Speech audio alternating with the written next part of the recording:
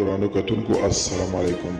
زه محمد سلمان همدرد د حق غږ پښتو چینل خبري لنډیز کې ستاسو کوربه اوس تاسو په امر اړوند د مهمو خبرونو لنډیز. ټولنه وايي د مصالحې عالي شورا باید سملاسي فعاله شي. عبدالله د ملي مصالحې عالي شورا مشر دی. په افغانستان کې د یو شمېر میشتو اروپایي ټولنو استازورۍ پر افغان دولت غږ کړی دی چې ملي مصالحې تر نامه لاندې اعلان شوي بنسټ باید په سملاسي توګه په عمل کې هم رامنځته او فعاله شي. اروپایي ټولنې پنجشنبې په دې تړاو خپله اعلامیه خپره کړې. په دې شورا کې ویل شوي له سیاسي مشرانو سره باید ښځې د جګړې قربانیان، دیني لږکۍ، مدني ټولنې او ځوانان هم شامل وي. یادې ټولنې ویلي د سولې خبرو د یوې دوامداره پایلې لپاره غوره ده چې افغان دولت په لیکو کې د سیاسي یووالي او په دې بهیر کې د افغانانو غږ شامل دی. افغان حکومت د کډوالو په تړاو د ایراني پارلمان پر نوې طرحه اندېښنه ښودلې ده او دا مهال ایران کې سلګونه زره افغانان کډوال میشت دي چې ځینې یې د اوسېدونکي قانوني اسناد نه لري.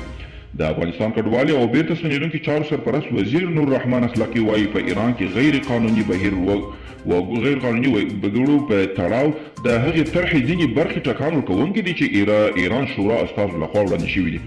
د ایران اسلامي شورا مجلس په دغه طرحه کې د غیر قانوني کډوالو لپاره د جریمې او زندان سزاګانې په پام کې نیول شوي دي. دغه راز طرحه امنیتي کسانو ته اجازه ورکوي چې پر هغو ګاډو ډزې وکړي چې غیر قانوني کډوالو لیږدولو شک پرې کېږي. افغانستان کې روان کال جګړې 45 زره کورنۍ په کور دننه بې ځایه کړي دي. په افغانستان کې د ژمي د پیلېدو سره په ځینو ولایتونو کې په کور دننه ډېر بې ځایه شوي وضعیت د اندېښنې وړ ښودل شوی.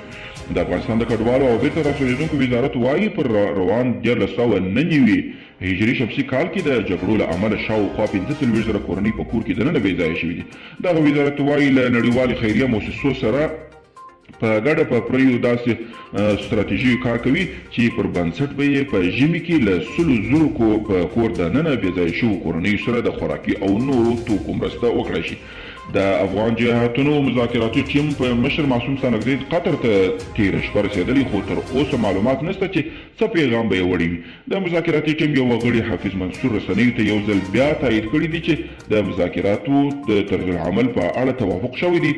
همدا خبره تېره ورځ د ارګ ویان صدیق صدیقي رد کړې وه.